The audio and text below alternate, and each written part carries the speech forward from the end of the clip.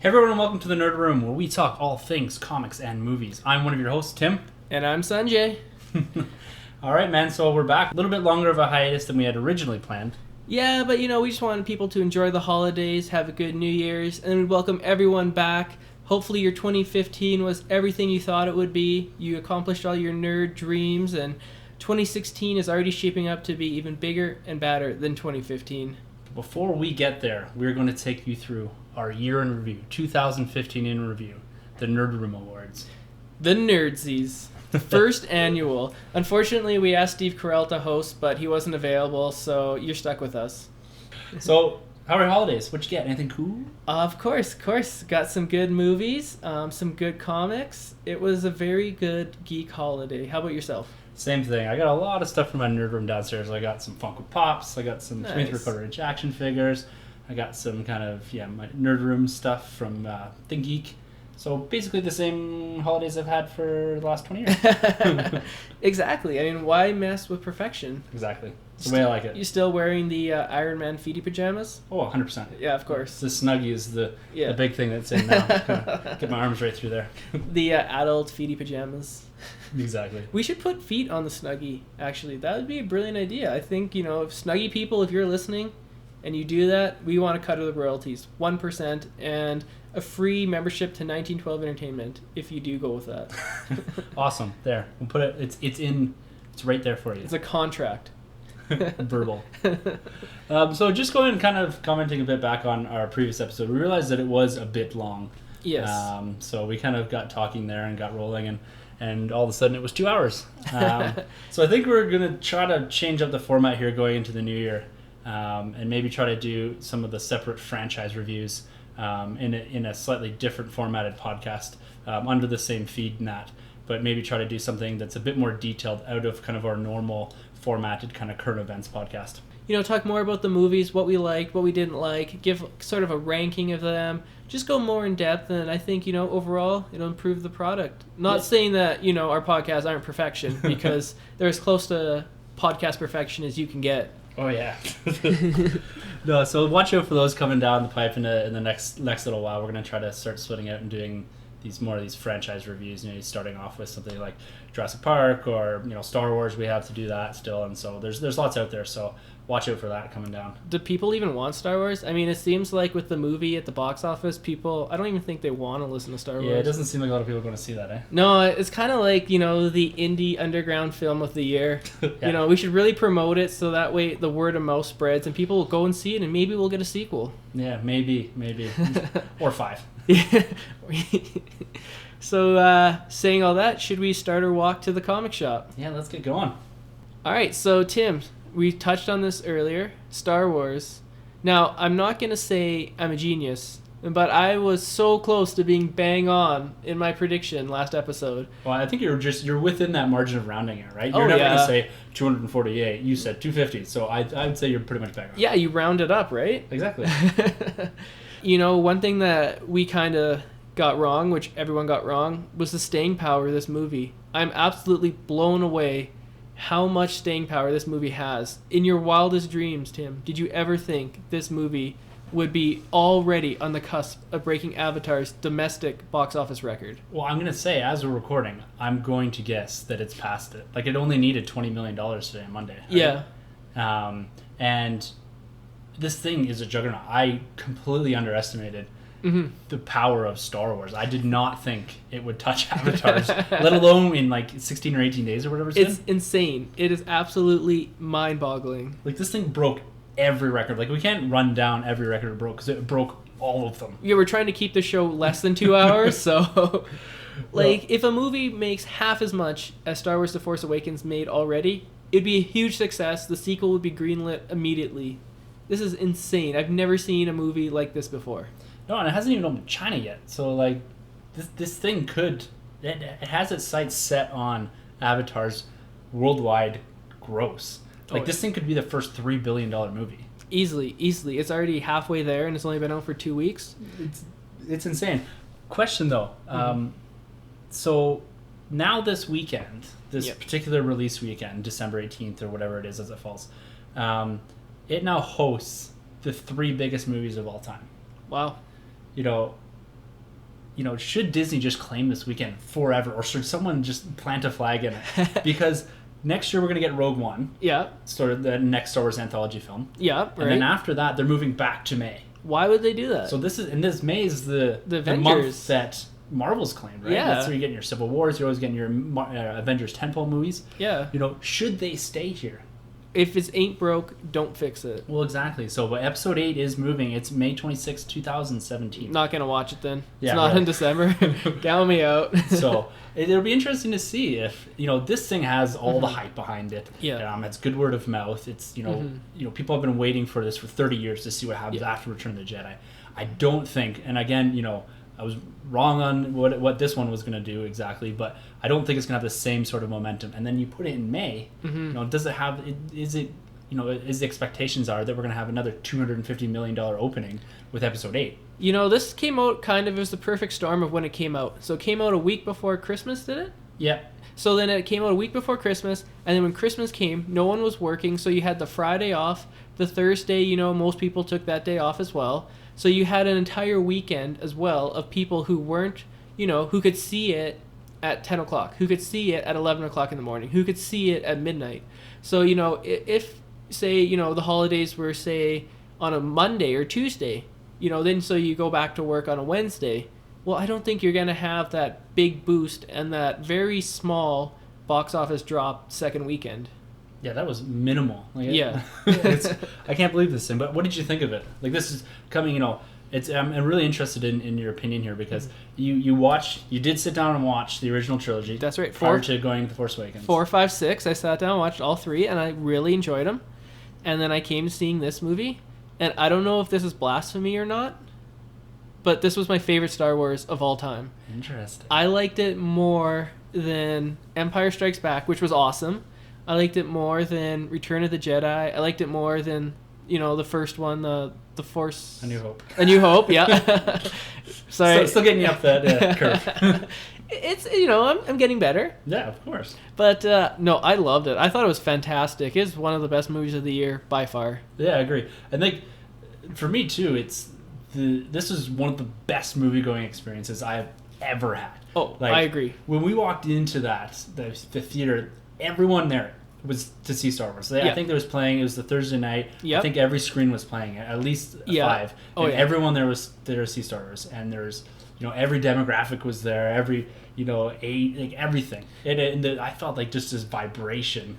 All the fans were there, and then the friends of fans were excited, and it was just fantastic. I completely agree. People were dressed up. You know what it kind of reminded me of? The anticipation reminded me of a prize boxing fight, like a heavyweight title match. People were just waiting in anticipation of what was going to come out, and no one really knew. No one had saw it. There hadn't been a lot of spoilers, or it didn't seem like a lot of people were reading them, so no one knew what to expect. It was kind of like seeing Tyson versus Holyfield or something like that. That anticipation, it was something I don't know if we'll ever experience again. No, and I fully agree. And when that opening crawl hit, our theater, everyone broke out into claps and cheers. Yeah. And it just it gives you this huge, overwhelming feeling. And I absolutely love this movie. I hold it up there on par with some of the original trilogy. And my biggest fear going into this was that I was propping this up so high. I had huge expectations for this thing.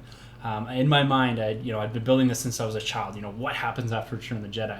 Right. And I feel like we were given exactly what I wanted, out of it. There's people that are criticizing it a bit. Really? They're saying it's, a bit derivative of the original trilogy films. Is that, they're hitting a lot of similar beats and you're getting a lot of similar characterization. Mm-hmm. But at that, it feels like a Star Wars movie, right? Yeah, I mean, they tried to go different than Star Wars, and they had the prequels, and look how that turned out. Exactly, and you don't hire a guy like J.J. Abrams to come in and not give you a nostalgic feeling. He's done this he did that with Super 8, he did that with the Star Trek films. Yep. He has this ability to bring in the best things from our childhood and compact them into a narrative that really gives you this vibe and feeling of what you felt as a child when you were seeing these things.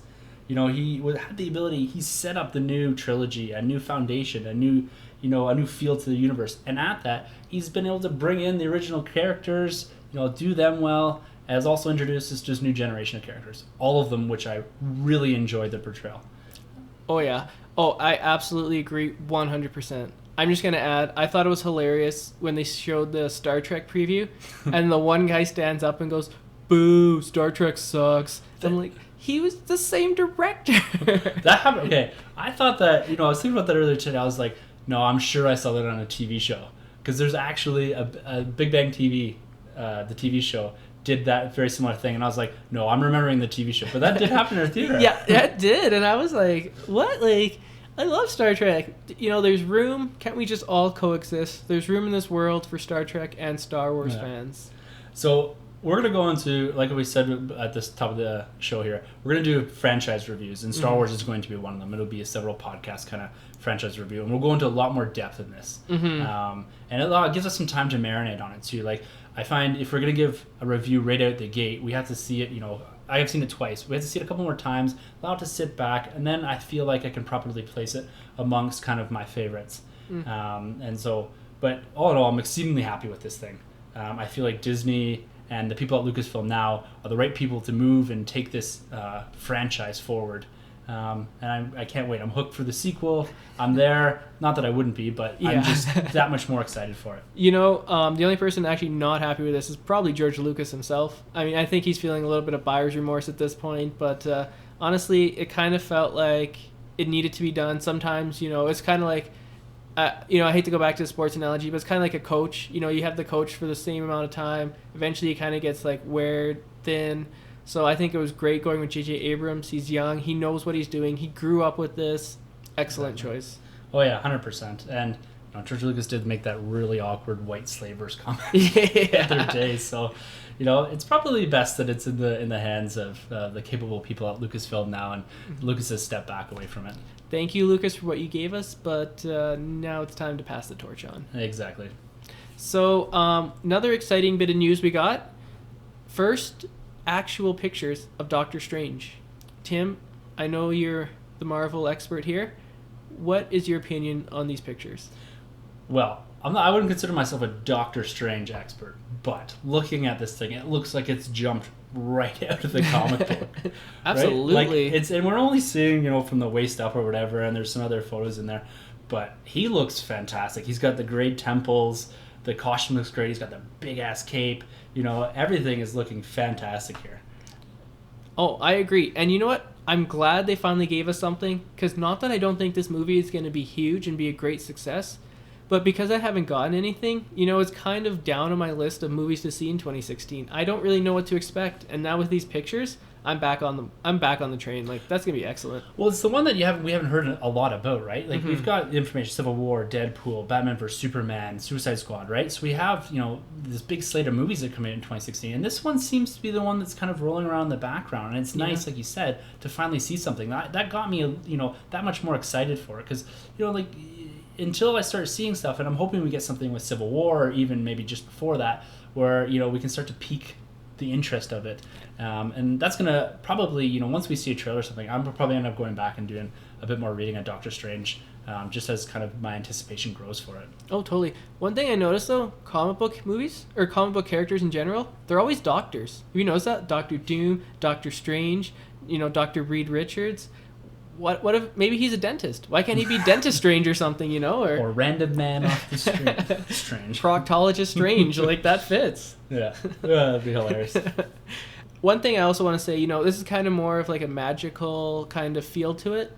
I think if this movie is a hit, kind of like Guardians, it might spur Warner Brothers to finally get up and greenlight that Justice League Dark movie that we've heard a lot of rumors about, and that would be excellent. So, hats off. I hope this thing is a hit. It looks like it's well on its way to being another great success at Marvel. Well, if anyone could take a different or a unique concept and turn it into a blockbuster movie, we've seen Marvel do it with Ant-Man. We've seen them do it with Guardians of the Galaxy. So hopefully we're going to see them do it again here, and this will help propel. Because like we had mentioned before, Guardians seem to be the propelling force, a little bit at least, behind us getting Suicide Squad. Absolutely. And like you're saying there, like hopefully Doctor Strange does the same thing for other franchises.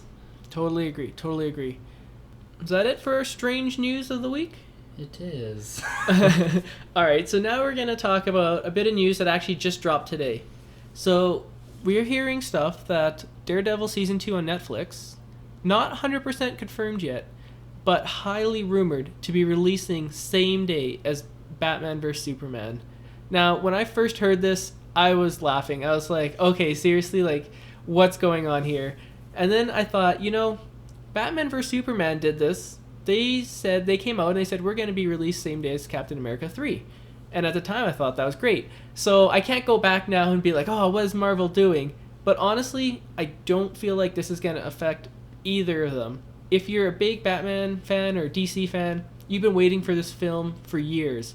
And, no TV show, no matter how good it is going to stop you from going to see it opening weekend.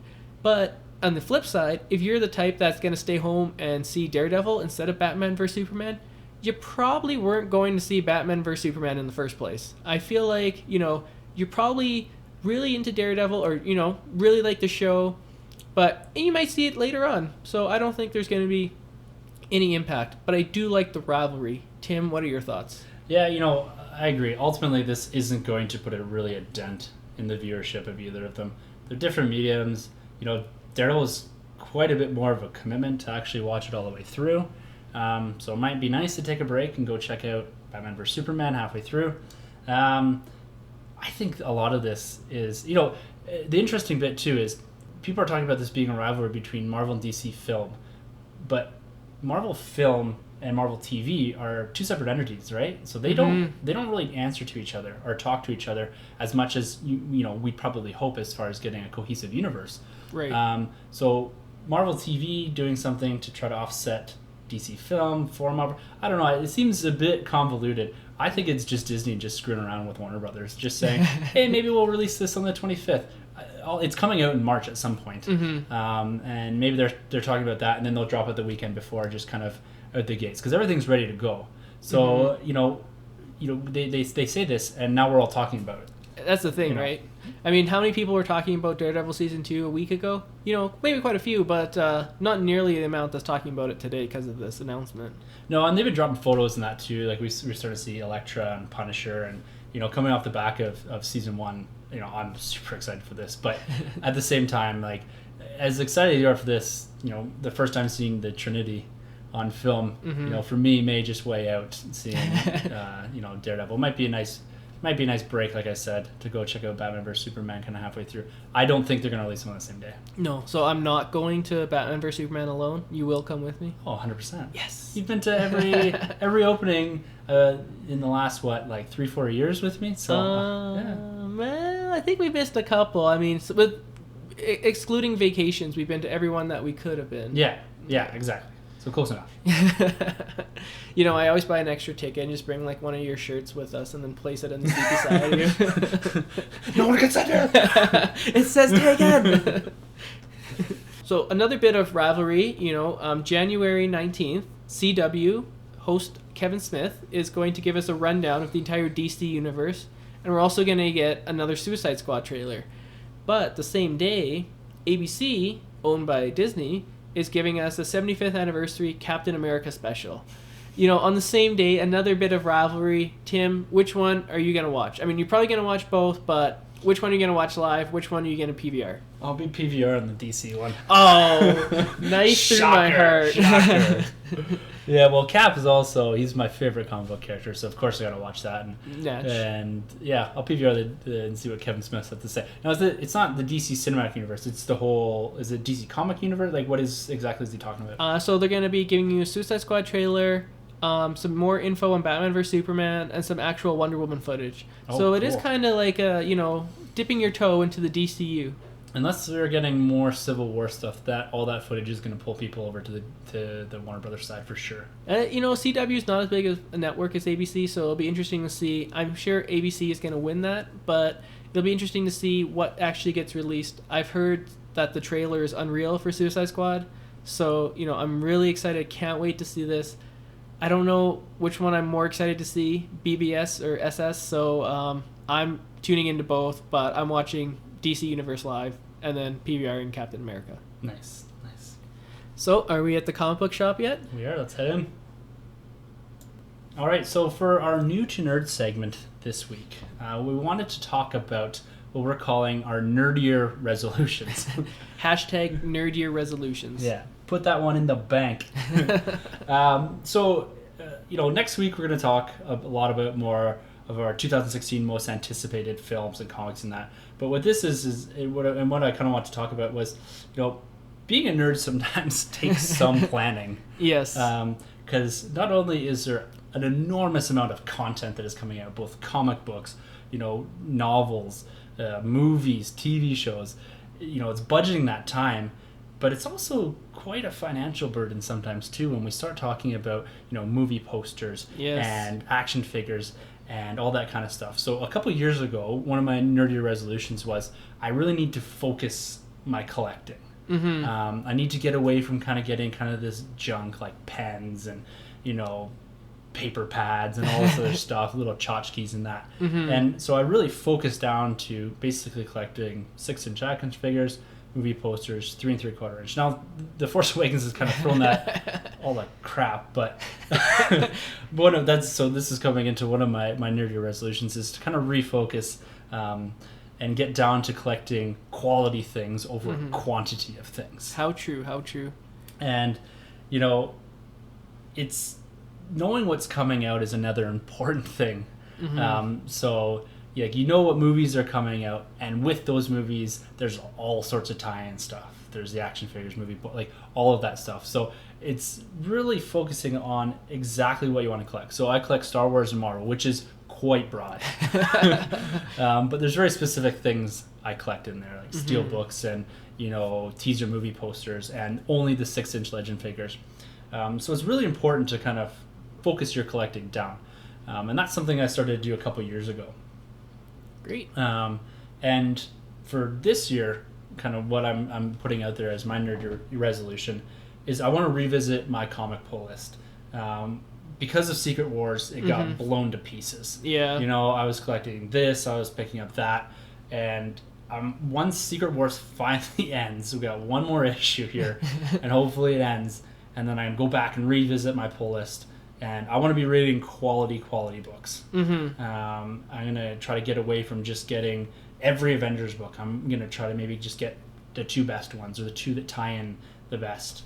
And my other thing is, I want to budget my time a bit better as far as, I was just saying, with so much coming out, especially in 2016. I missed quite a bit of movies that I want to see in theaters in 2015. Right. And I missed some comic books, and then there's also, I've been picking up different podcasts I'm going to listen to, and I started listening to audiobooks as well, trying to get some, fill in the gaps in some of the timelines in particularly the Star Wars universe, in the new canon and that.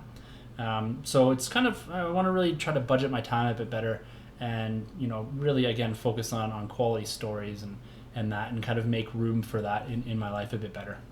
I mean, I find if your pull list gets too large, you don't read anything. I mean, if you're reading 10 to 15 titles, how can you keep track? You're reading 3 different Batman titles, and you're like, okay, well, is he fighting the Joker in Detective Comics, or is he fighting Bane in, The Dark Knight? It gets too complicated. It gets expensive. Yeah, absolutely. So, I think the ideal I have is probably 8 books. I was going to say 7, 8 books. That's exactly where I want to be. 2 a week, maybe some weeks 3, some weeks 1. Anything more than that, it gets too complicated. Anything less than that, sometimes you don't get a book a week, and then you kind of don't go to the shop every week, and it can kind of take you out of it.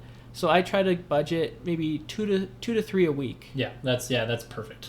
And one thing I'm gonna really jump into, I know Tim, you've been collecting this, so you'll give me some advice on this, is movie posters. So I just started doing this. I have the Man of Steel teaser one with Henry Cavill looking down on the S, and I have Batman Begins. Now I got the double-sided theatrical ones, and I want to continue that. So Batman vs. Superman's coming out, Suicide Squad's coming out. It's nice that the DC Universe is coming out in 2016 pretty much, so that way I can get, I can jump in from the beginning.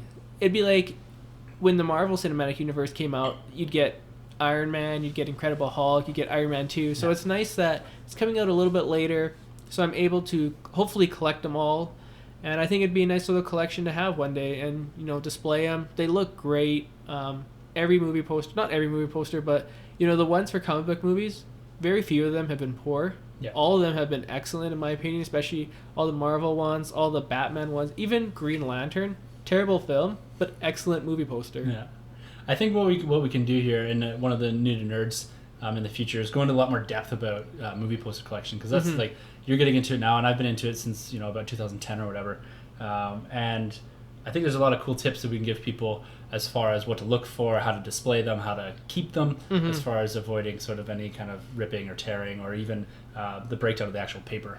So I think we can go that in a little further. I think that would be a great segue eventually into a different New to Nerd segment. The people are demanding it. We'll give it to the people. We're the men of the people. Yeah. So yeah, that's our New to Nerd resolution, or that's my Nerd Year resolution. Should we go on to our 2015 awards, or as we like to dub them here, the Nerdsies? Yeah, let's do that.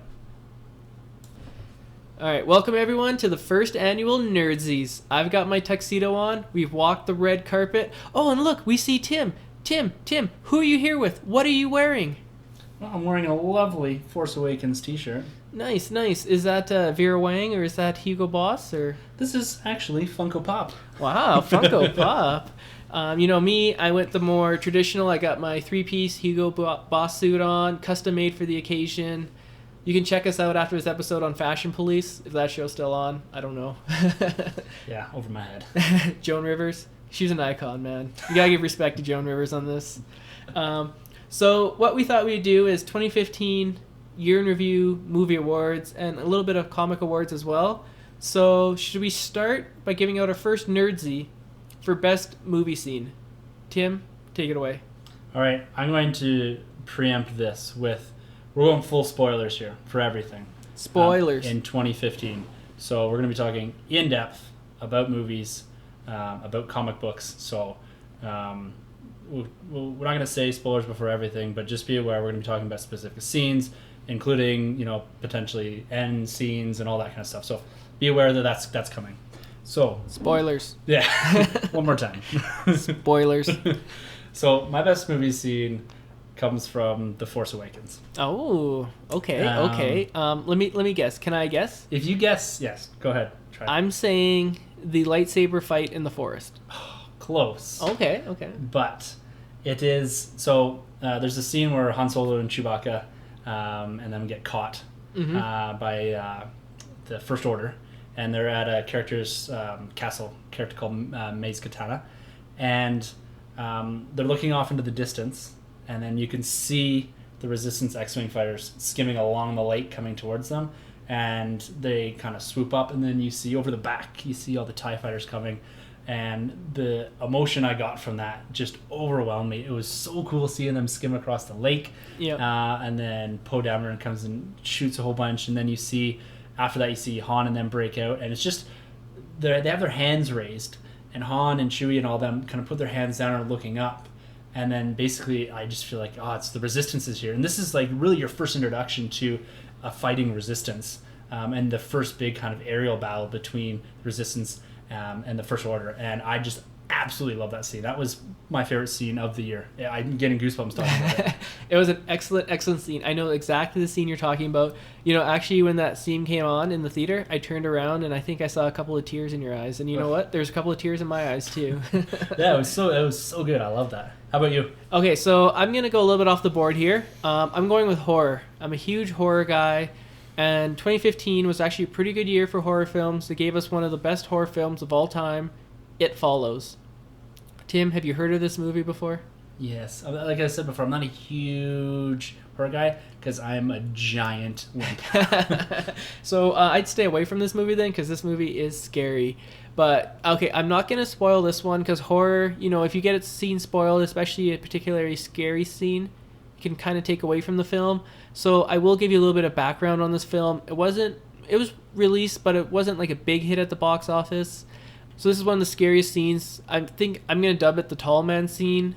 Kind of a premise of the movie. It starts off, this guy sleeps with the main girl, and then he gives her this curse, which is passed through sex. So after they do it, I know it sounds kind of ridiculous, but it works in this movie. So after they do it, she gets this curse where this entity, supernatural entity stalks her. And the entity can take the form of anybody, and how it stalks you is walks really slowly towards you. It's very powerful, and it'll kill you if it gets you.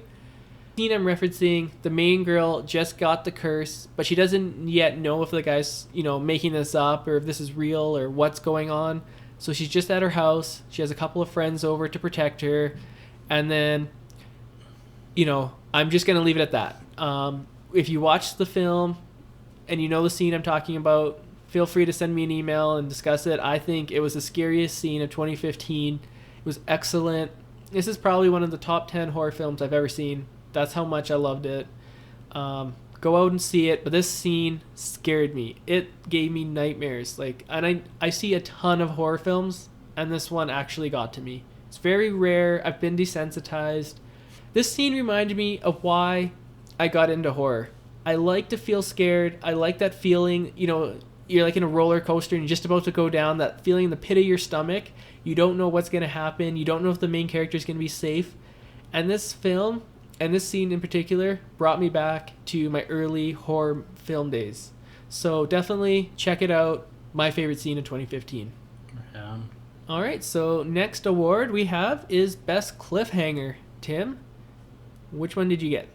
All right. So one thing I just want to make clear quickly is we don't see every movie that's put out. Well, you don't, but I do. Yeah. Well, I'm just kidding. I don't have nearly the time to do that. So a lot of these are kind of subjective awards and stuff like that. And so, when we're talking about this, when we talk about favorite scenes and that, remember that I've seen a handful of films this year, maybe 20 or so or whatever. Yeah. So I'm pulling just from a small base. So if there's these great indie films or all other tentpole movies that I haven't seen, and people are sitting there pulling their hair out, well, what is he talking about? Why isn't he? It's probably because I haven't seen it. Yeah. And if you feel that way, send us an email, send us a tweet. We'd love to get your feedback, and we'll watch it and we'll discuss it on the next episode. Yeah, exactly. So my word for best cliffhanger, or what I like to call it, kind of a sequel hook. So there's a couple out there that I did enjoy. There was the Thanos end credit scene in Age of Ultron. That one was good. It was good. There was the Civil War scene in Ant-Man. That was good. Yeah, also good. Yeah. But the scene again, I'm going to come back to this movie a lot. But Terminator Genesis. How did you know? That's on one of the ones I haven't seen.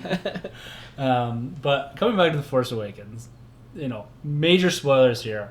Turn off and fast forward 30 seconds ahead in time, because I'm going to blow the end of the movie here. Spoilers. The appearance of Luke Skywalker in The Force Awakens. Doesn't say a word. Nope. Just puts his hood down, looks directly at Rey, and there's this look. And all I can think about is, oh my God, why isn't this movie 2 more hours long? What is going on here? And so that caught me hook, line, and I am in. Not that I wouldn't have been in before, but if the movie had just kind of ended and been like, oh yeah, we're happy, we're gonna take the Millennium Falcon and we're gonna fly off into space, and Luke had been present throughout the film, this gives me Luke's in the next film, he's gonna play a big role, we're gonna find out a bit more about his backstory, why he is where he is, why he left, and yeah, that's my hook, that's my sequel hook. So yeah, I'm in 100%. Always was, but now my anticipation is skyrocketed as soon as you turn can't on. even talk. You're so excited. I'm freaking vibrating talking about this. I think they played it very smart when they did this, because they gave us the nostalgia of having Han and Chewie in the first one, and Leia. Yeah. And they didn't even give us Luke. So now the second one is all going to be about Luke, and so that way they didn't put all their eggs in one basket. Yeah. He's going to have a similar size role that Han Solo did in The Force Awakens. Han Solo dies. Oh, spoiler! Did you see those spoilers that were making the rounds of the internet? Some jerks were posting on people's Facebooks Han Solo dies. Merry Christmas. That. Okay. That made me so mad. Think about it. You're someone. I just think of you. If someone said that to you before we got into the film, would have crushed you. I would have been just horrified. I think that's how we should do spoilers now. From now on, if we say Han spoilers, that's our new thing. Han spoilers. Han spoiler alert. So I'm gonna go on a movie that didn't have nearly the impact as Star Wars The Force Awakens. So every movie ever in existence besides Star Wars The Force Awakens. The Man from U.N.C.L.E. I'm going to give this movie some love. I just recently watched it, and at the end of the film, the head of the British... Okay, spoilers again, obviously. Okay, we're done Han spoiling, so from now on, spoilers on everything. Yeah, Han spoilers for the rest. So at the end, the head of the British intelligence, played by Hugh Grant, says, okay, let's get you guys started on your second mission. It's going to be in Turkey. Get packed. Let's go. And then the movie ends. Now, it was a perfect setup to the franchise, but sadly, I don't think the sequel's ever going to get made. This movie didn't really connect with audiences. I don't know why. I thought it was really good, but it came out in summer. It was a very crowded summer in 2015. The movie cost about $75 million to make. That doesn't include marketing or anything like that. It made barely over $45 million in the US and didn't do very well in home video, so I doubt this movie gets made, but I'm going to say, it is a great hook. I was down for the sequel. Sad to see it probably won't get made. And to be honest, I only checked this movie out because Henry Cavill's in it. So I'm like, oh man, Superman's in it. Armie Hammer's in it. It's going to be good. And it was excellent. Guy Ritchie directed it. Love this movie. Check it out. But as I say, unfortunately, it probably won't get a sequel. Does it feel like a Guy Ritchie movie? Like, does it... Because he has this kind of aesthetic and look and... all the dialogue and all that is Guy Ritchie. Is it Guy Ritchie-esque? Oh, yeah. You could definitely tell it's not your typical spy film. Yeah, so if you're a Guy Ritchie fan, you'll like it. Yeah, absolutely. Check it out. All right, for our next Nerdsy Award, we're going with the Blade Runner Award. Now, this award is for a movie which didn't really connect with audiences when it was released, but 20 years later, turned out to be a huge hit, widely loved. Now, this movie, a lot of people I've seen that have seen this movie really enjoy it. But the problem is, not a lot of people have actually seen this movie. So I'm here to plug it. I think it's going to be it already is an instant sci-fi classic, and that's Ex Machina. Now, it's a brilliant sci-fi film. It asks some very important questions that, we as a society are going to have to answer quicker than we think. Technology is growing so fast these days, it's not unreasonable to think that AI is not right around the corner. And this film really, asks those questions. It does it in a very entertaining way. For those Star Wars fans out there, whoever you are, there's a couple of you. There's two people in it that are actually in Star Wars, Poe and... General Hux. That's the one. Oscar Isaacs. And also, if you're an X-Men fan, he's Apocalypse in the new X-Men film this year. So check it out. It's really entertaining. It's fast-paced. It was great. It was an excellent movie. I cannot recommend this movie enough. And, this is one of the few awards that we actually both agree on. Yeah, 100%. Like... going down the line, I think this thing, check it out. I think it benefits from multiple viewings. Mm-hmm. There's a lot of good themes, and the narrative through the whole thing is quite good. And it's entertaining as hell. And you get to see Oscar Isaacs in an excellent dance scene. It's hilarious. It's got everything. It's got a little bit of horror in it too. It's got action, science fiction. It's the perfect film. Like, I can't say enough good things about this movie. It's excellent. Check it out. And for those of you who have checked it out, will agree with me, check it out again. Okay, on to our next award, Best Trailer of the Year. Tim. All right. Trailers are one of my, favorite things about movies. I like, I watch them all on the internet now because they come out. Well, I do miss... What's the internet? The internet. I do miss that anticipation of, what's the trailer going to see before a big movie and see it for the first time on the big screen. But... anyways, aside from that, get off your soapbox. There's a lot of good trailers, and I've spoken quite a bit in the last couple episodes about how I watch trailers, how I don't watch full trailers towards the end or TV spots or anything like that. I do like the teasers in the very first trailer. Do you go back to watch them? So, like Avengers: Age of Ultron, will you go back and say, okay, what was trailer 2? What was trailer 3? I went back and watched all the Force Awakens ones too. Oh, okay. I was happy that I didn't. Because there's some cool scenes in there that it was really nice experiencing for the first time. Absolutely. Particularly a lot of the Han Solo scenes and a lot of the Finn scenes. Some of the wasn't expecting the humor that was in it, and some of those were in the TV spots and that. So I did go back, and I'm happy that I made that decision not to watch those. Nice. But my best trailer of the year, and I spoke about this in quite a bit of detail before, is the Civil War trailer. I had a feeling it would be that. It was a toss-up between that, and the Star Wars trailer is great, and some of the Deadpool ones are fantastic too. Yes. This one just really, really caught me, and it was at a time when, I was, quite heavily into watching and eating up everything that was Star Wars, and then all of a sudden, bam, the Civil War trailer hits, and I'm just floored by it.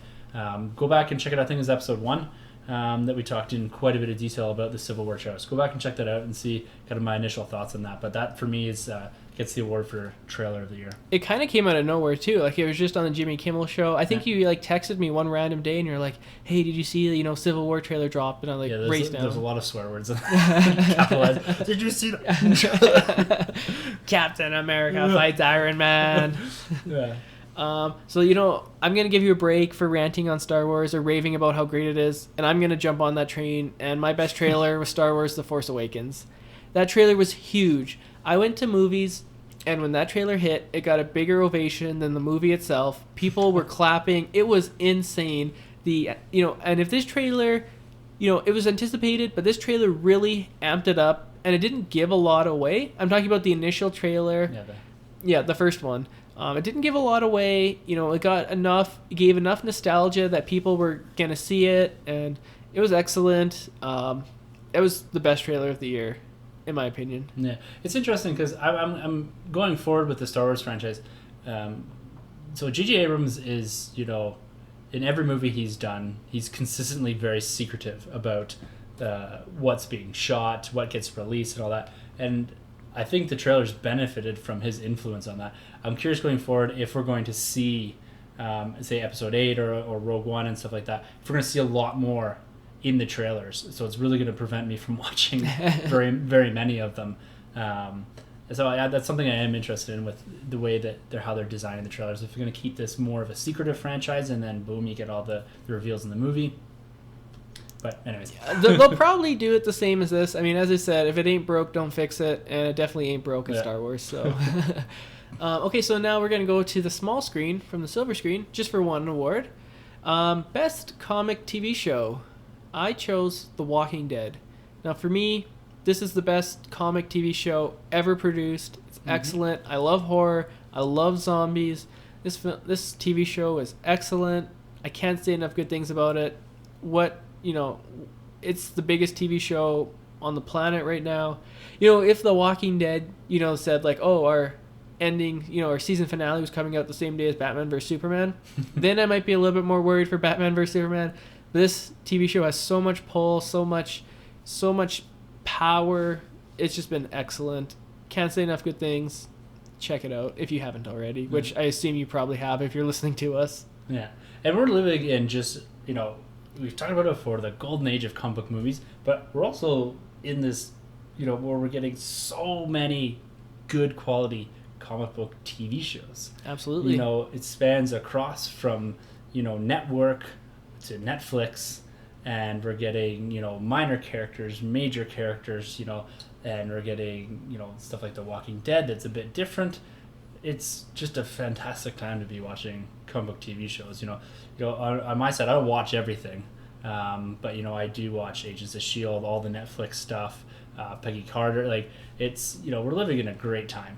Do you think Star Wars is ever going to go with maybe a TV show or something like that, live action? Well, I don't know. Live action would be interesting because they do have Rebels and they did have the Clone Wars and all that. That are kind of one of the computer graphic ones. But there has been talk in the past of producing a live action. It would be difficult, especially because a quality thing, and that's something that Agents of S.H.I.E.L.D. struggles with, is that there's a definite quality change between the TV series and the movies, which are supposed to be in the same universe. Yeah. And you can kind of see that. And so if you're trying to do more of like a cinematic universe around Star Wars where you're having TV shows and the movies and everything being canon, that you're going to see that obvious quality barrier. So unless Disney dumps a ton of money into it, which is something that after coming off the back of this, they very well might. They have plenty of spare cash to throw around. I got the perfect Star Wars TV show idea.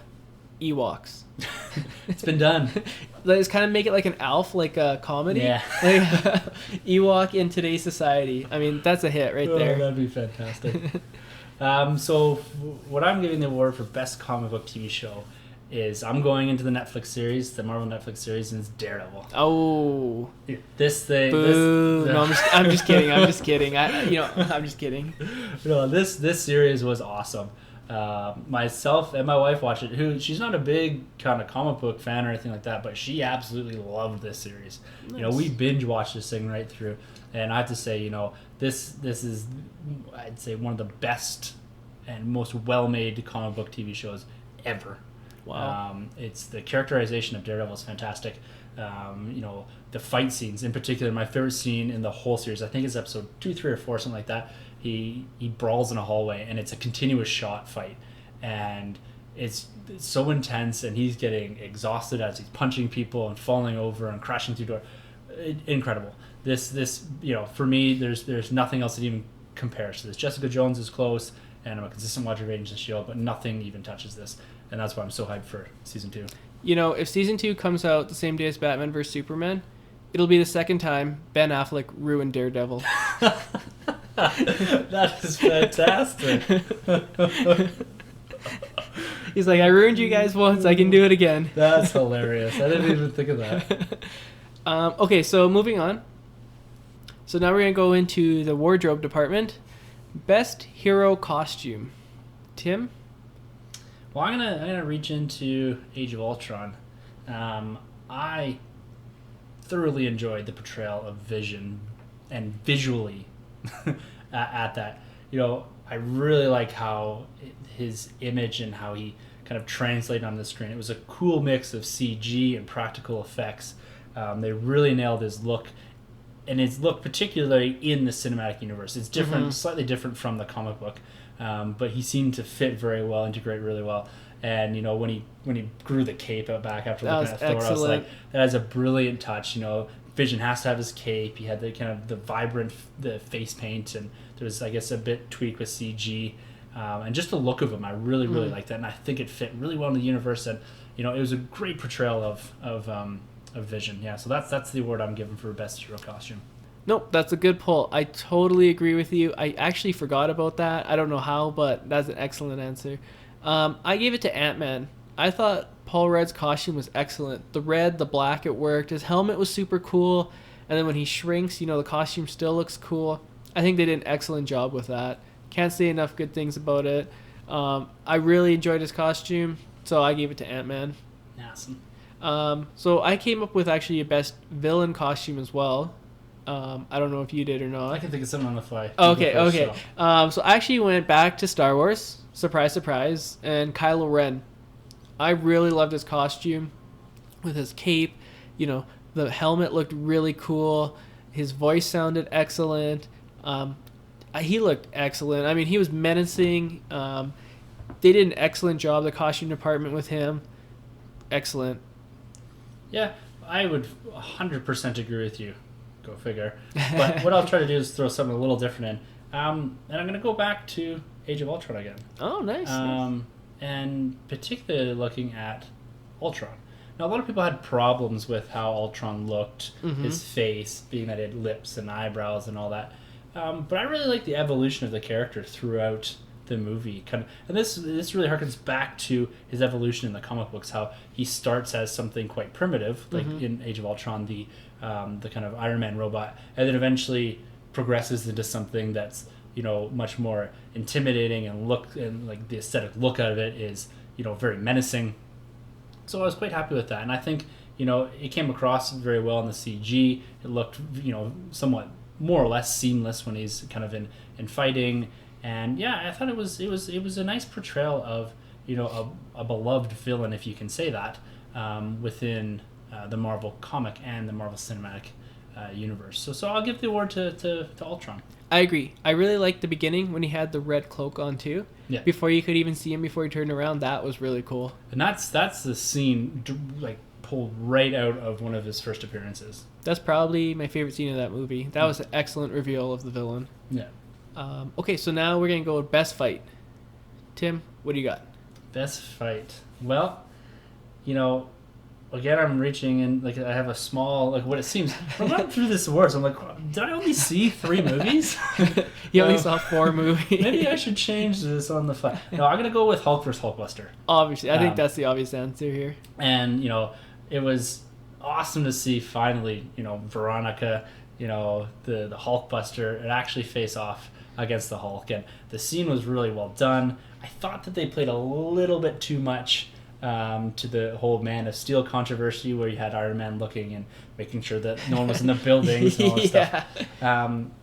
I love the fight scene. I didn't like how it ended, though. I'm giving it the award for the best fight, the overall fisticuffs of it. But how I didn't like that Iron Man essentially won, because it kind of takes away from anything else that the Hulk, as far as if he's going to fight Thanos one day or whatever, can actually do.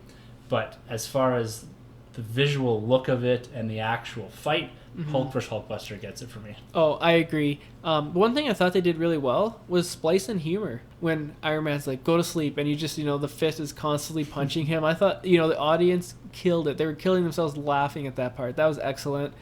Yeah, I agree. Hulk vs. Hulkbuster for me, best fight of the year. All right, so now we're going to best sidekick. What do you got for best sidekick? I have Robin. No, I'm just kidding. Best sidekick. I have Angeline Lilly from Ant-Man. I felt like she was in more control than Scott Lang was actually in the whole movie. Yeah. She's going to be Wasp in the next one, so she's not a sidekick anymore. She's really badass. She wasn't just like a damsel in distress. She, as I said, she was more in control than Scott Lang, so she takes it for me. She takes the best sidekick award. Yeah, we're going to dip from a very similar pot here. Going into Ant-Man, but I'm giving it to Lewis, Michael Peña's character. He's the guy that really brought...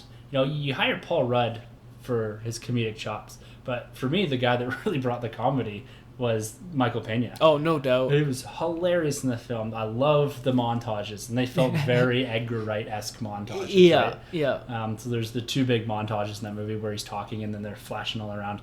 I thought that was fantastic. And, as far as the sidekick goes, he's someone I hope to see in Ant-Man and the Wasp when it comes out in 2018 or 19, whenever it comes out. And yeah, he was just a really nice presence in the movie, and I'm really looking forward to seeing more of him. Nice. I agree. We should name this award Best Sidekick. The Hamburger Helper Award or something. I just got that. Oh man, I'm slow. Best movie poster. So I'm going to go to Jurassic World on this. They had two excellent movie posters. The first one that was released when it was the same as the original, but the colors were different. So you had a silver or steel background and then that metallic blue. That's excellent. And then the second one with the child standing behind glass, and you had that huge water dino. I don't even know what it's called, but there's something about that where you had on one side, the monster, and then the other side you had like a little child, and it's just like that thin layer of glass between them. That was an excellent movie poster. For me, that takes it for 2015. Awesome, yeah. Well, I have to agree with you there. I bought 3 posters this year, and I only buy the ones I like. I bought the Jurassic World teaser, which is the first one you talked about, just the tweaked colors. Yep. Bought the Force Awakens teaser. Yep. And also bought the Force Awakens proper. Okay. And surprise, surprise, the Force Awakens proper. It's taking it for me. Yeah. I've always loved the Star Wars. They kind of have like this montage look, not even montage looking, but kind of all the faces, and then seemingly the more prevalent characters have bigger faces on it, and it's just there's a particular style and look and aesthetic that I love about the Star Wars posters.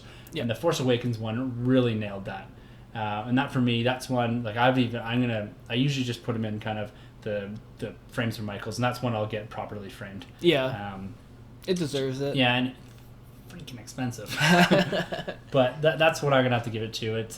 It really gives you the feel of the original trilogy. It kind of shows you all the characters. It's kind of one of our first looks at Han, old Leia, and then you get kind of some smattering of other characters through there.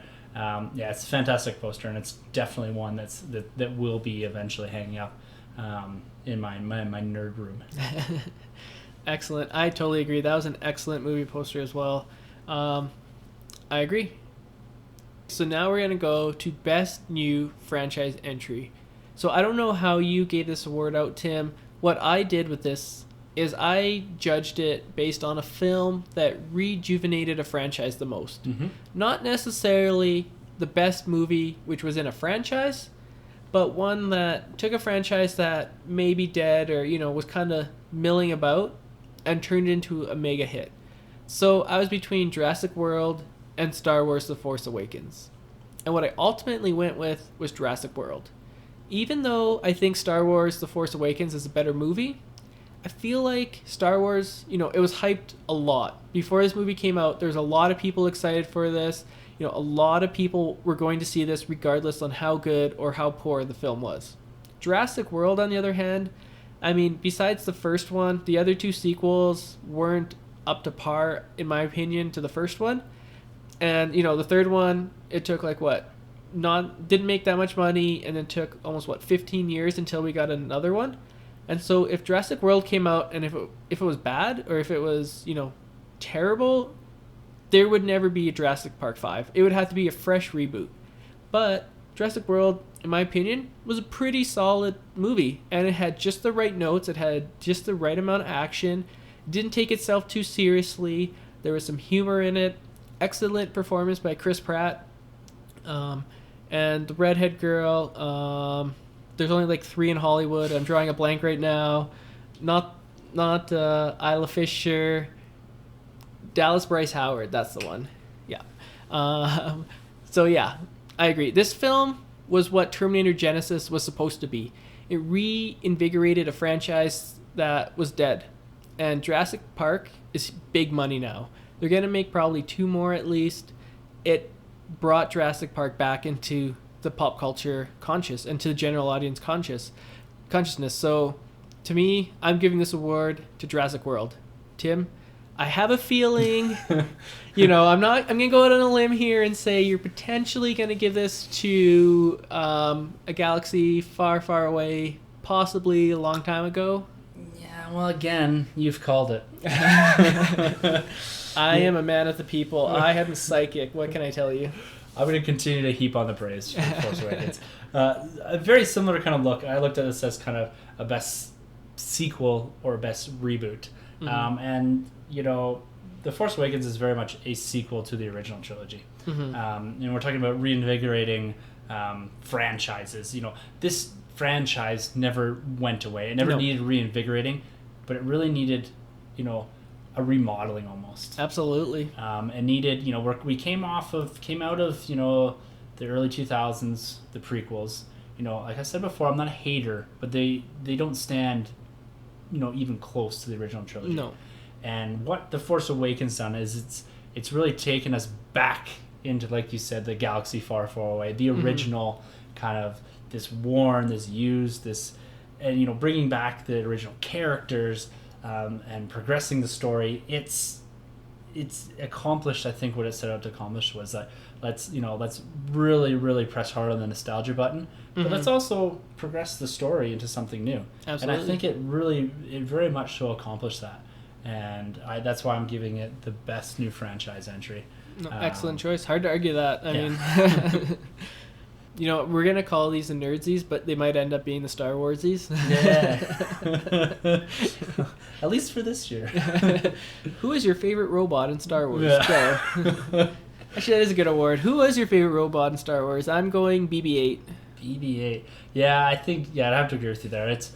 There's a couple of scenes in there which, for a robot rolling around and making beeps and boops, and sticking arms at once. There's the thumbs up scene. Yeah. That's one of his best scene in the movie. That's kind of like excellent. I'm in for BB-8. I don't love all the robots in Star Wars. It's called droids. Oh, sorry. Okay, that's some terminology. You gotta get straight there. I'm sorry. C-3PO, to me, he's a hem droid. I just can't stand him. I'm sorry.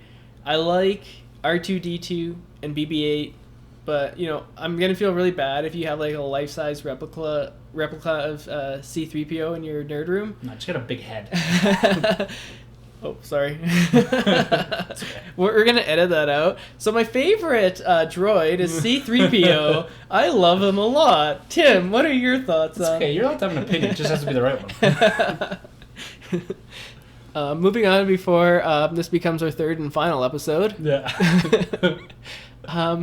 Best new movie. Now this is an original idea, so we're excluding the Star Wars. We're excluding Jurassic World. Sequels or reboots are out. Yep. So Tim, best original movie. So I had 3 movies on here that I really enjoyed this year that weren't kind of sequels or basically big tentpole movies. Well, I guess one is Inside Out. Oh, yes. Very good choice. Straight Outta Compton. Oh, okay. And Trainwreck. Oh, now, nice. of those 3, the one that I'm giving the best new movie to is Straight Outta Compton. Nice. It's kind of very different than all the stuff that we regularly talk about on the podcast. But, the characters in it, the story, I just really enjoyed it. I sat and watched it, and I was like, this is a really well-made film. Maybe all of it isn't true or whatever. I don't know. Who am I to say? But I really enjoyed it. And so that's why I'm giving Best New Movie to Straight Outta Compton. It's something, it didn't have this massive budget behind it. No. It just had, good actors, a good story, and it was one of my favorite movies of the new year, or 2015. That's one of the movies I haven't seen, but I've heard nothing but good things. I am going to say, though, Inside Out and Trainwreck were excellent films. Those were 2 very original, brilliant ideas. I actually was lucky enough to see Inside Out in Los Angeles on opening night. So, Disney rarely does things wrong, and they did this so right. So before the film even came out, they had an organist playing, and he was playing all the classic Disney songs. There's a 3D light show that came on before the movie even came out. I'm actually, I forgot about Inside Out, but I'm actually going to change my pick, and I'm going to choose Inside Out. Honestly, that film was excellent. Just a good family movie that anyone can enjoy, a very original idea. It's one of the best, it's my favorite Pixar movie of all time, which is high praise because Pixar's been nothing but gold. And this movie blew me away. I mean, I went in with 0 expectations. They didn't have a huge marketing budget behind this, or, there wasn't the typical Disney, hype behind it. It kind of just came out, and I don't even think it became number 1, or maybe it was number 1. No, we talked about this before. It ran into Jurassic World. That's right. Yeah, so, I mean, it didn't even reach number 1 at the box office, but, I mean, that was an excellent film. I'm going with Inside Out. All right, so now on to the comic book awards. So we're going to give out the best comic event / crossover. So this is probably, I don't know what Tim put, but I'm going to guess. I'm going to say a DC one, and Tim's going to say a Marvel one, which is fine. But, if you read one or the other, maybe give one of the other events a try. I know I'm going to, whatever Tim suggests, I'm going to give it a read and let him know what I think of it. Well, you better be willing to ante up, my friend, because the one I have is going to cost you. Hello, public library. I'd like to borrow a book. Okay, so I'll go first. So I read 99% DC, and the 1% is just a margin of error. I went with Darkseid War and Justice League. So this is an event because they released 6 separate mini issues. This is an epic event. For all our Marvelous viewers out there, think of this as a fight between Galactus and Thanos, with the Avengers in the middle. So we have Darkseid on one corner, Anti-Monitor in the other corner, and we also have the Justice League in the middle. This is this is everything events and comics should be. Throughout the years, we've kind of suffered from event fatigue, where something so minor, where one hero or, one team can defeat the main threat so easily. This one, I think, the Justice League are over their heads, and they need to get help, so they go into the Crime Syndicate, which is pretty much the Justice League, but the evil versions of them, and they get their help.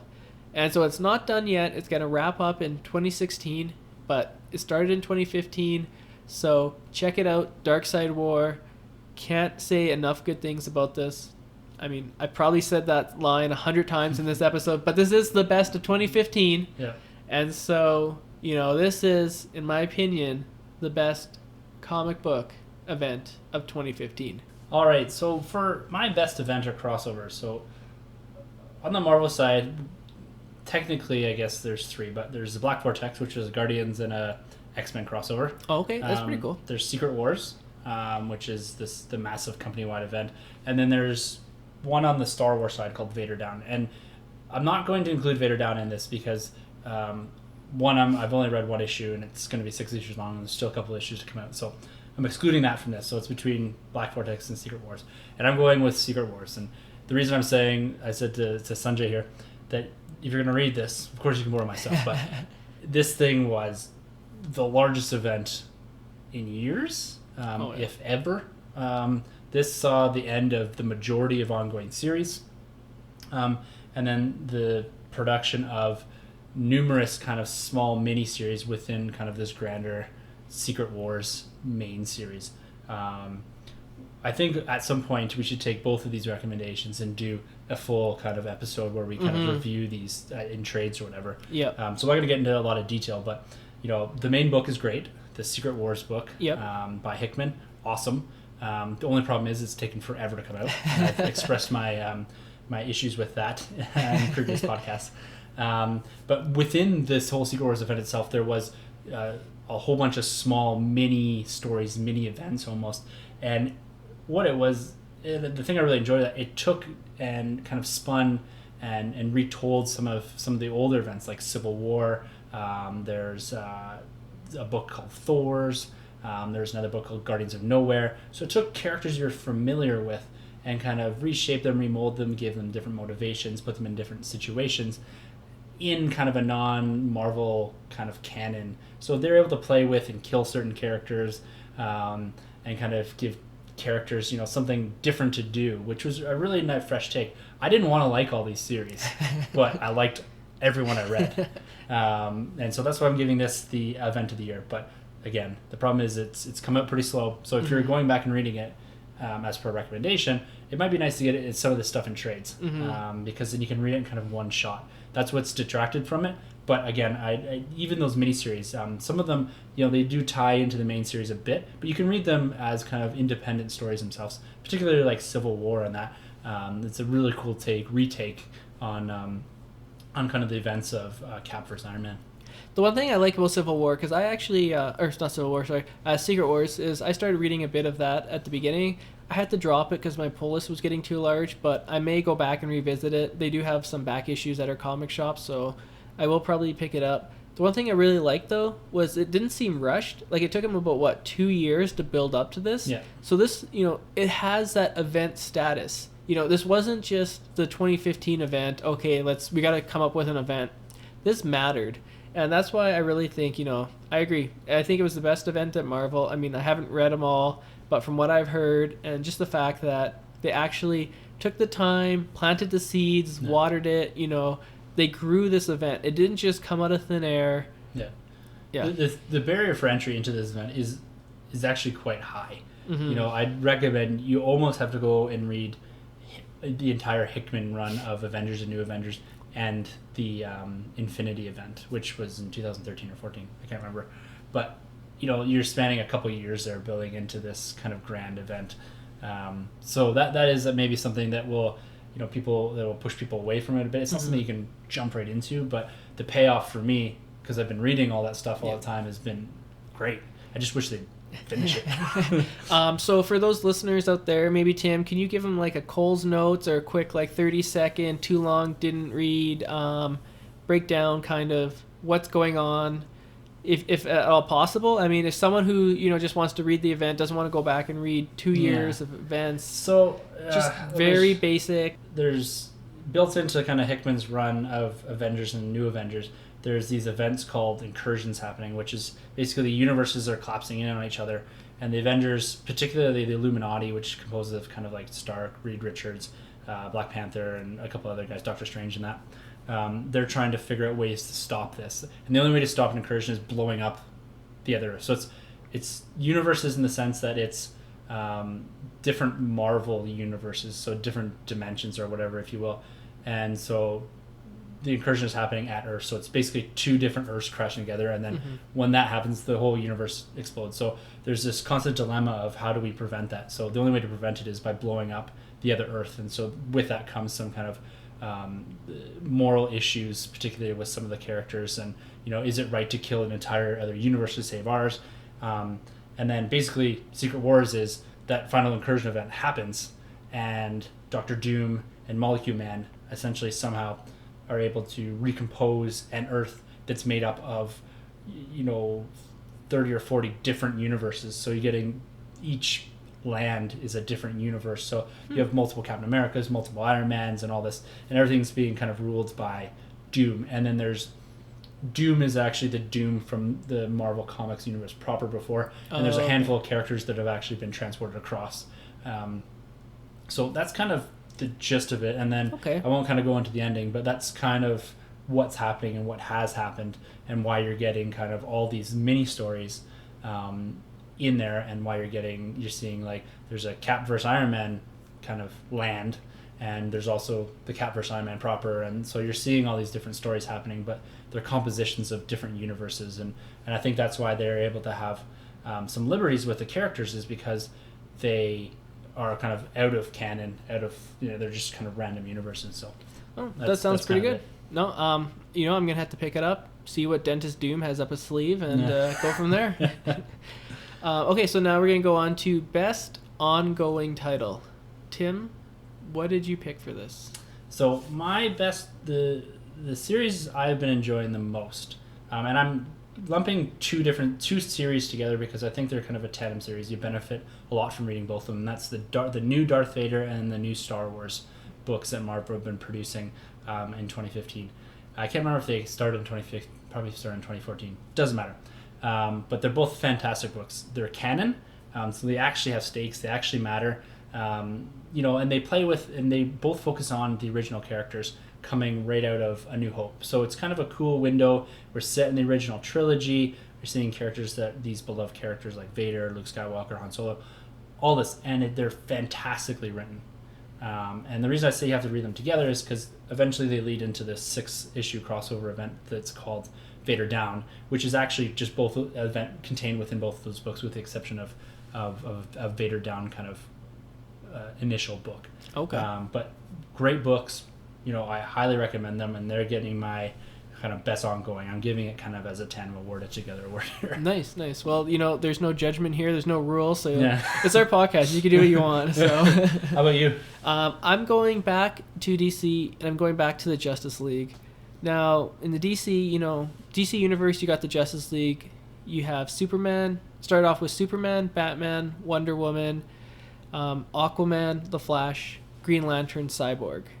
But in 2015, they added 2 new members, Shazam and Lex Luthor. So, that might be strange to people seeing Lex Luthor in the Justice League, but it makes sense. And Luthor rationed, there's a big event coming, or there's something big coming that you guys can't handle. And so he joins the Justice League. The series starts off in 2015 with the Amazo virus. It's this virus that, it takes over the Justice League. Everyone's affected by it.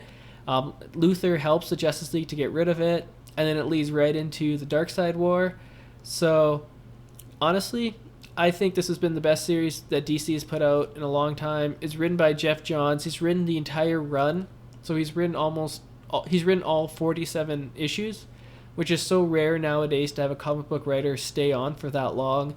Really allowed him to tell the stories he wanted to tell, not be rushed, and truly he gives the characters, the depth that they deserve. They are, in the DC universe, the 7 biggest, strongest heroes, the most popular heroes. So he gives them that respect.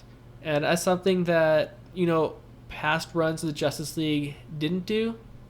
The Justice League has been back since the New 52 started, but this year, 2015, it was definitely my favorite book in DC Comics. Good stuff. Tim, one thing we didn't talk about was a crossover event. Like, we said our both best opinions. We've had some pretty good crossovers at DC. I'm just going to give a brief shout out. Batman and Ninja Turtles. I mean, that is a fan's dream to see those two on the same page. There's only been 1 issue, so I'm really looking forward to 2016, seeing what comes of that. Awesome. All right, so now we're going to go back to the big screen and to our movie of the year. All right, Tim. I have a sneaking suspicion we already know what your movie of the year is going to be. I'm going to throw a curveball here. But for formality reasons, and we need to know who to mail the Nerdsy to, Tim, what was your 2015 movie of the year? Well, J.J. Abrams, get up out of your seat and come up one more time. Because here is the award, the Nerdsy, for the best film of the year. Goes to Star Wars The Force Awakens. You know exactly why.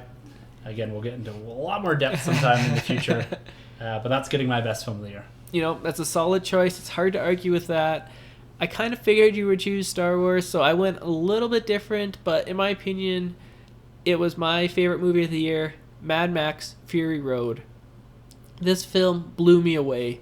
I had never seen a Mad Max movie before. Like, I kind of knew bits and pieces of the story, but this has been like a love project from George Miller for a long time. He knocked it out of the park with this one. You know, it made $150 million in the US, but I mean, Star Wars has made that, and by the time you've finished listening to this podcast, so it wasn't like, it was a kind of a success, but not really. But it was just so excellent, and the best part of this movie was there was almost no CGI. All the stunts that you see in that film were actually like live physical stunts, which is incredible. After you see that movie, it's a movie that did things that I've never seen before in a movie.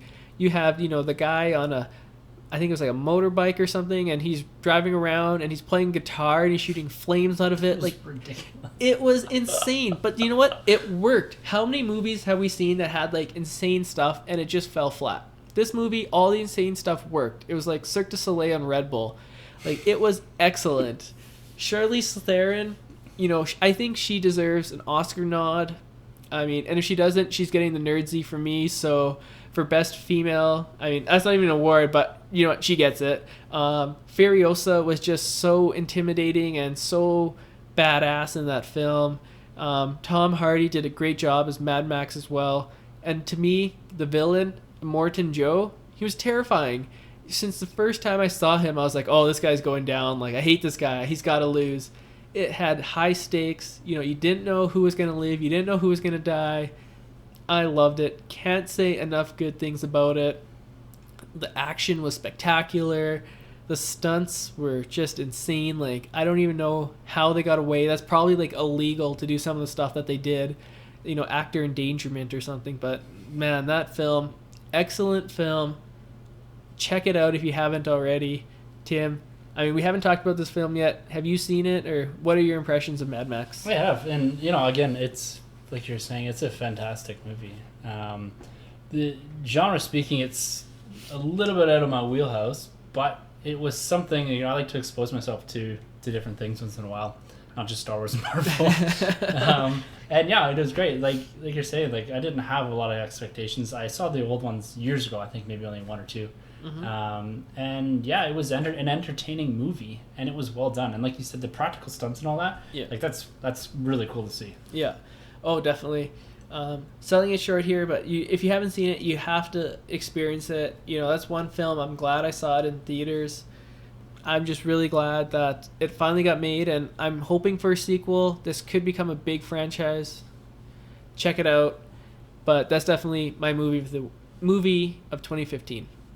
So now, you know, we kind of like to talk about comic book movies here at the Nerd Room.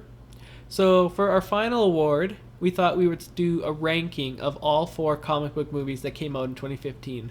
So we had Fantastic Four, we had Avengers, we had Ant-Man, we had Kingsman.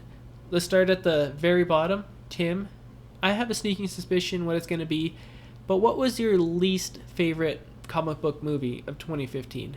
Well, not just me. I think everyone is going to agree here.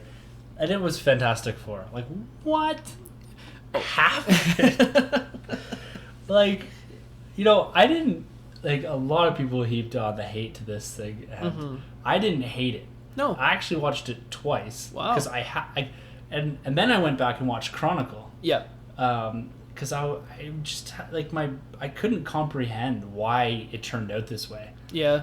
You know, looking back at Chronicle, which got Josh Trank the job, it's a good movie. Low budget, but it's a good movie. Solid movie. And, you know, I can see why they gave him the opportunity to direct Fantastic Four. Yep. Chronicle kind of had that feel a bit, you know, people getting powers, learning about them, etc., etc. Yep. You know, the main guy in there was very Doom-esque almost. Yeah.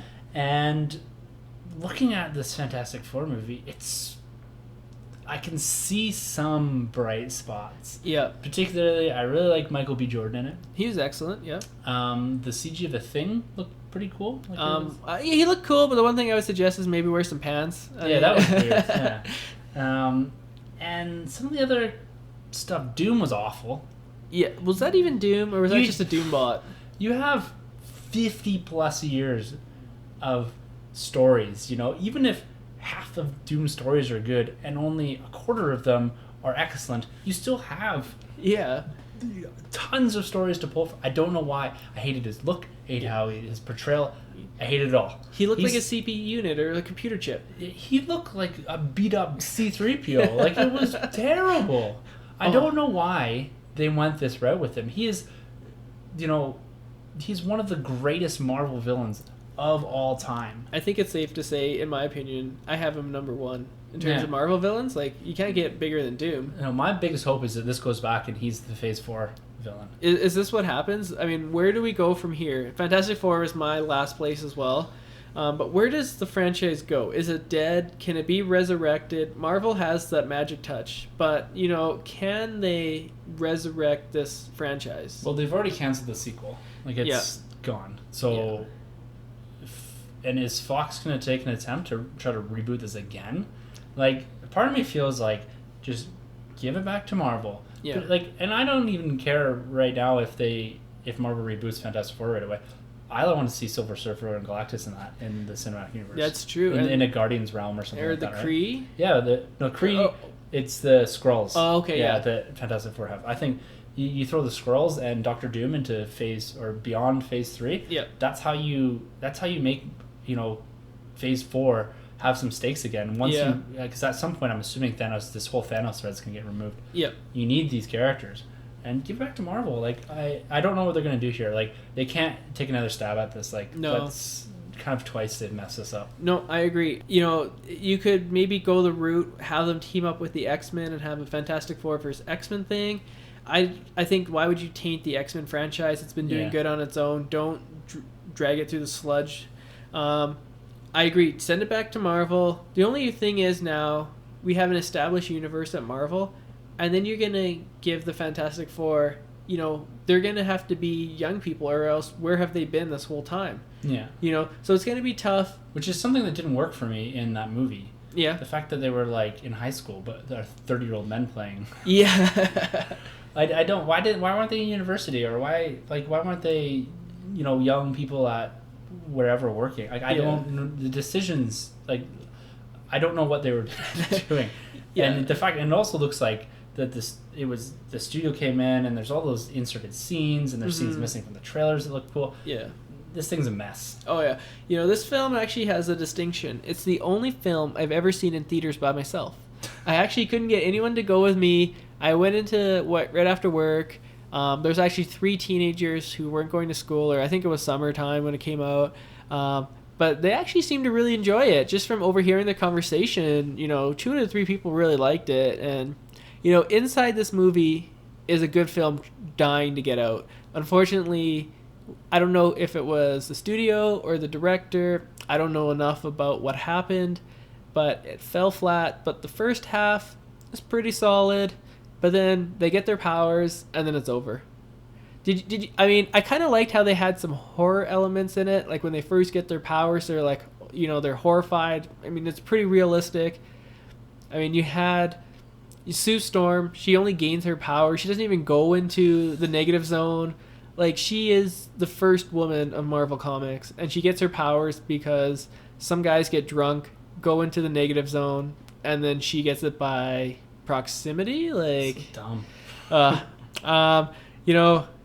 This could be the Batman and Robin moment of Fantastic Four. If we didn't have Batman and Robin, we don't have the Dark Knight. True. So, if we don't have this movie, maybe we don't have the really cool Fantastic Four movie that Marvel is just itching to make. All right, Tim. So now we're going to go to number 3. And this is where it gets tough. Because in my opinion, the remaining 3 were all very similar in terms of quality. Yeah. What do you have number 3? A lot of people aren't going to like this. I have Kingsman at number 3. Oh, wow. Yeah. Number 3. Yes, I don't know if this is more my attachment to Marvel movies. Yep. Maybe I can't see through that thick veil. I don't know. Maybe that's a bad thing. But I did really enjoy Kingsman, and I'm right with you there when you're saying that these 3 movies are quality-wise, they're all very good. Yeah. And I don't know what it is about Kingsman, why I put it below the others. It's, the Matthew Vaughn's style. I don't know if I fully always enjoy that. Yeah. But it's a really good movie, and I don't want to take away from it. Mm-hmm. And I saw it quite a while ago. I saw it right when it came out, so I'm kind of drawing a bit of a gap in what I remember. Yeah. But I did go back and rewatch the ending the other day, just to kind of get up on it. But it's a great movie, but it doesn't hold the same distinction as the other two Marvel movies do for me. I mean, definitely the characters. If you're asking me which character would I like better, Colin Firth's character or Iron Man, clearly, Iron Man has more staying power. He's more of a, he's a better character, but I really enjoyed Kingsman. One thing that kind of seemed out of left field for me was at the very end, that very dirty joke that they just threw in there. Yeah, that was weird. I mean, throughout the whole movie, you kind of have this specific tone, and then at the very end, this joke just goes to left field, and you're just like, did I hear that correctly? Like, to me, that was my one negative of the film. Not so much a negative, like, I laughed at it, but I was kind of like, oh, are you serious? Like, It went that way. Yeah, I mean, they went there, took pictures and came back, but no, excellent film. I'll talk a little bit more about that. Tim, you may hate me for this, but I'm going number 3. I'm going Avengers: Age of Ultron. Now, hear me out on this. So, I went to see it in theaters, and I saw it, and I thought, this was a pretty good film, but then I picked it up on Blu-ray, I rewatched it, and I loved it the second time. Yep. But I do have some negatives on this film. Well, first, let's talk about some of the positives. We talked about it earlier. The Hulkbuster versus Hulk scene was my favorite fight scene in 2015. Was yours as well? I mean, for it to beat the lightsaber fight scene shows, for you, I mean, just shows how great of a fight scene this was in 2015. Them battling it out through Wakanda was awesome. And I really like that we got to see Iron Man kick ass in this movie. I mean, Iron Man 3, he's barely in his suit. But this is, brings back the return of the kick-ass Iron Man. Hulk as well got to, kind of Hulk out and destroy things, and I thought that was really cool. Now, I'm going to talk about some of my negatives of this film. So, I think my biggest negative, I really liked the Ultron character, and I just thought, though, there was more potential there. But what I mean by that was, I feel like the threat wasn't big enough.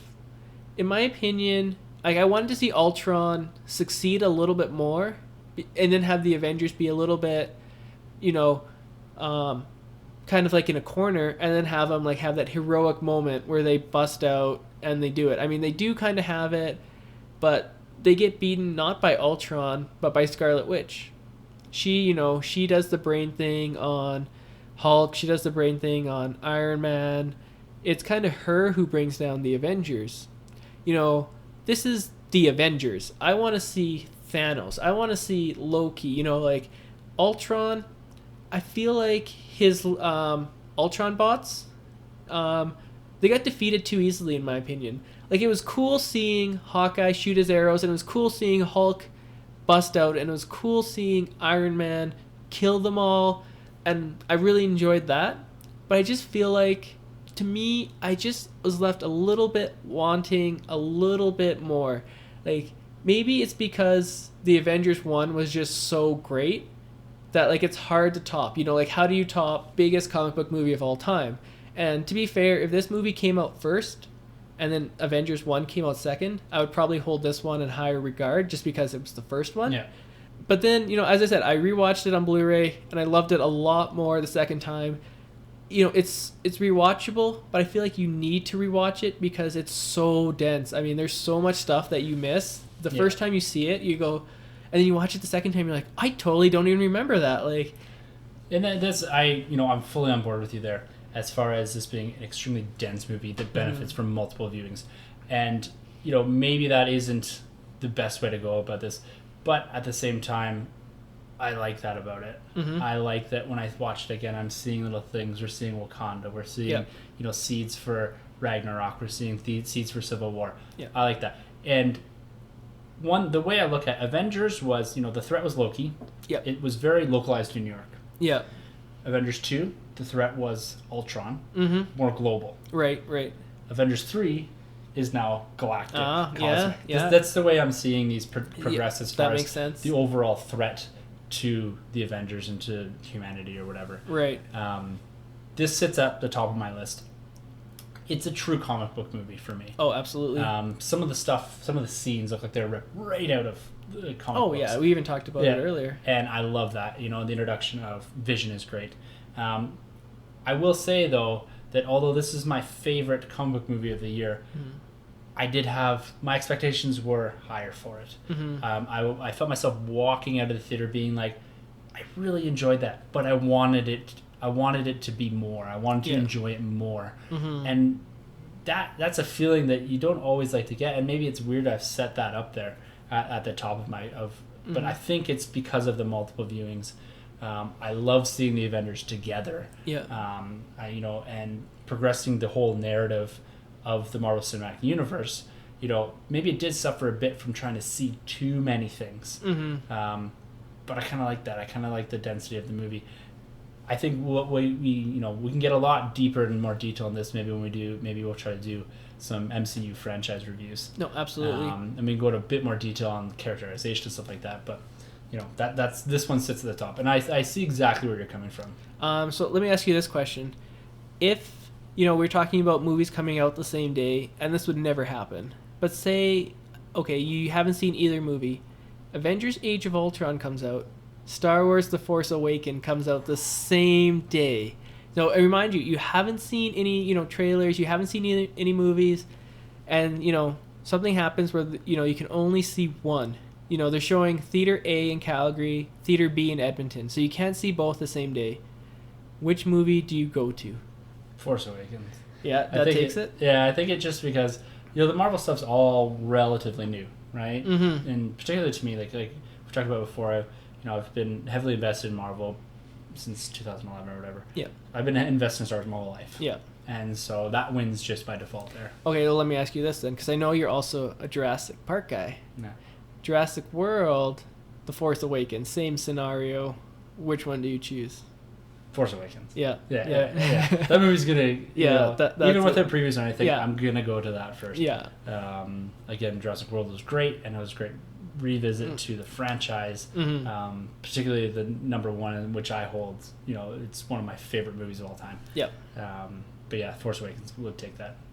I just thought I'd throw it out. I kind of suspected it'd be The Force Awakens, but I'm just gonna throw it out there. Surprise. Okay, so now ours number 2. So for me, I went back and forth. I was like, which one is number 2? Which one is number 1? I went with Kingsman, and as we said, we talked about this earlier. This was an excellent film. I actually missed this. I didn't see it in theaters. It wasn't until it was a Black Friday sale, and it was like $10 on Blu-ray. So I'm like, yeah, I'm going to have to check this out. Found out it was a comic book movie earlier. Matthew Vaughn did X-Men First Class, so that kind of hyped me up. So yeah, I checked it out. Really loved it. I really loved Samuel L. Jackson's villain. I thought he was an excellent villain. He was funny. He had a crazy scheme, but it kind of worked, and it seemed like he could succeed. In my opinion, you didn't know, they killed off some big characters in the film, so you didn't know who was going to last until the end of the movie. And that one scene where they're in the church, and then the cell phone goes off, and then everyone goes crazy, and then Colin Firth has to fight his way out. Brilliant scene. It was almost hard to watch, but it was excellent. Tim, what do you have number 2? Ant-Man.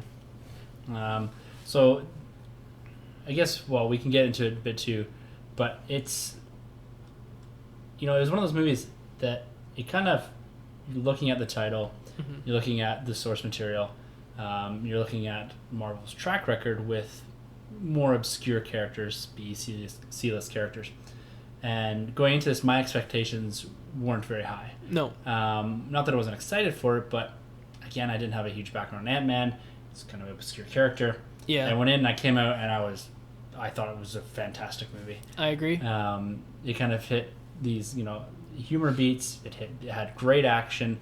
Characterization was good. It kind of fit itself nicely into a small corner, pun intended, of the Marvel Cinematic Universe.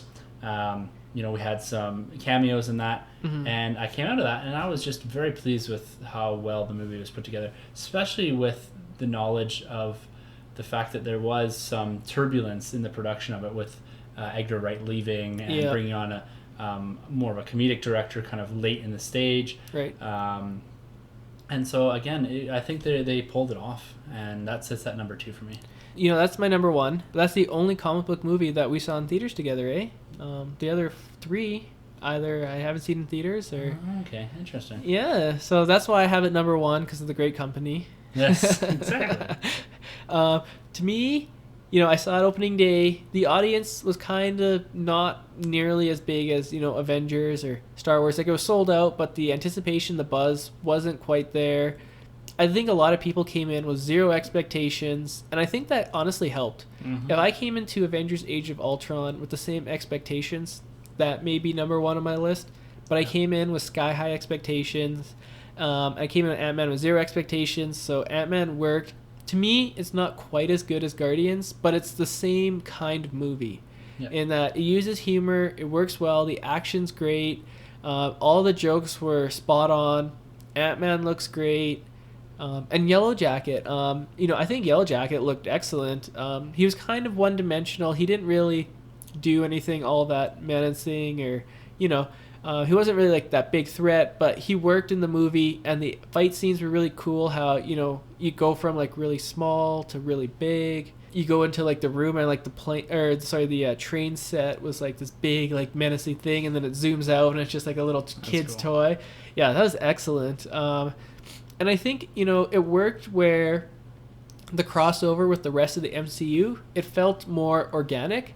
So when he goes into Avengers headquarters, of course Falcon's going to be there, and then he have like a little fight, and then he runs out. And then you also had Peggy Carter at the beginning. That worked well. That's cool. Yeah. And she's aged different, so that was excellent. I'm curious. I want to see more. I want to see where Ant-Man goes, what his role is going to be in Civil War, what his role is going to be in, Infinity War. I'm excited. Wasp is probably going to join. I don't know if she'll join the Avengers. I assume she will. Probably, yeah. Because you can't have you can't have Ant-Man there with Wasp not there. I loved it. To me, it was number 1. So Tim, by default, Age of Ultron was your number 1. Yep. Can you talk a little bit about why you ranked Age of Ultron ahead of Ant-Man? I think it's just the scale of it, Yeah. Well, he's an ant. Like, come on. No, and it's, I kind of spoke before that Age of Ultron, I love the scale of the movie. I love that we're seeing the Avengers back together. Mm-hmm. Ant-Man's, like I said, a great movie and a nice piece to the overall kind of puzzle. Mm-hmm. But Age of Ultron, again, being this big event movie, that's why it just kind of, I love seeing the Avengers back together. Ultron, I thought, was a great villain. Mm-hmm. And then we're seeing the introduction of Vision, Scarlet Witch, Quicksilver. So it's just a much bigger movie. And I just thought it was, for that reason, and kind of all the great comic book references that we get in, I think for that reason that's why I've stuck it ahead of Ant-Man. Do you think it works as a true sequel? In that, I mean, can you have like a movie marathon where you're like, okay, well, I can watch Iron Man 2, Iron Man 3, Cap 1, Cap 2. Can you go, okay, I'm going to watch Avengers 1 and then Avengers Age of Ultron? No, I don't think so. And these movies aren't structured like that. No. Even you couldn't get away with watching Cap 1, 2, and 3, I don't think. No. You need that infill. So you almost have to look at this as, each subsequent Marvel movie is a sequel to the one previous to it. Yeah. And I think that you can't really get away from that because the way they constructed the universe, it's going to be hard to just watch a trilogy. Some of these stand alone a bit better, and some of these don't. And because of that, I think you need that infill of the single series or the individual movies. Awesome. So in terms of all-time years of comic book movies being released, we talked about it before. We're in the golden age. I have 2015 as the 5th best year ever for comic book movies being released. And, I think in the future it might get a little bit overshadowed by 2 facts.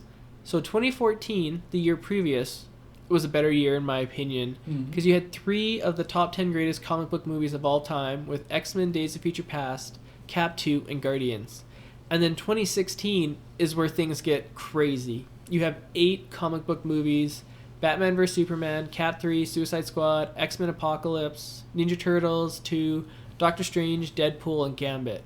So, that's where the explosion's going to take place. So, 20 years from now, we might look back and be like, oh yeah, 2015 had all this stuff, which is crazy because you had Avengers, you had solid Ant-Man, Kingsman was good, those were starting up as new franchises.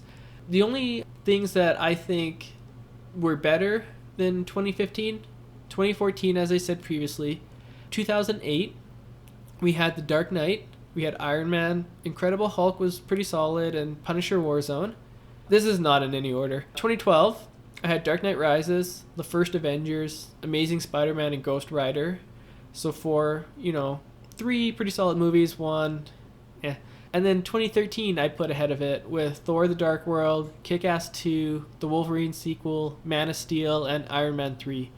So I think, right now I have it 5th best comic book year ever. Probably going to slide into 6th place after 2016. But right now I have it at number 5. Tim, where would you rank 2015 in a historical context?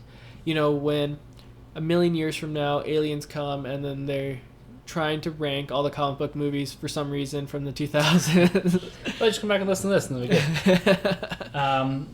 I'd probably put it a bit higher because I'm just looking at kind of the list here, and I'm looking at the other years that we've mentioned, and I agree 2012 is up there, 2008 is up there, but looking at some of this, the average is about 2 good comic book movies a year. Yeah. And that's what we got. Or maybe even more. We maybe got 3 good comic book movies. I think we got 3 good comic book movies. 2014, we also got 3 good, solid comic book movies. So when I'm looking at just in a pure number sense, we're probably looking better than some of the other years. Yeah. But when we're looking at overall quality of movie, like we're talking a year where we had Dark Knight and Iron Man. Yeah. The other year we had Dark Knight Rises and Avengers. And then last year, like you said, Future Past, Cap 2, and Guardians. It's probably going to sit in the middle there somewhere, I think. Yeah. I don't know if it'll get forgotten, but it's definitely going to, because, coming off the back end of this is 2016. Yeah. This is going to be the year where people will be like, holy moly, like there's a ton of movies, and hopefully the quality is there. Like, I'm looking at the quality, like B vs. S, Cap 3, Suicide Squad, X, like these, it's going to be a really great year. And I can't wait to talk about it next week. No, I agree. 2016 is shaping up to be an excellent year. Before we close out, we normally have our fishbowl, but I think we're running a little bit behind this time. Just want to say, make sure you check us out on Twitter. It's at 1912 Podcasting, and that's 1912 Podcasting. Or please feel free to email us at 1912entertainment@gmail.com. Now that's 1912entertainment@gmail.com. We will respond to any of your questions that you do have, so please don't be shy. Send us your questions. And one last thing, I just want to say, if you're into sports or you want to check out a great hockey podcast, check out The Delayed Offside. It's out on SoundCloud. You have hosts Adam and Barron. They talk about hockey. They add a lot of humor to it. They talk everything around the NHL. I haven't seen if they've done a World Junior episode, but maybe they'll do one.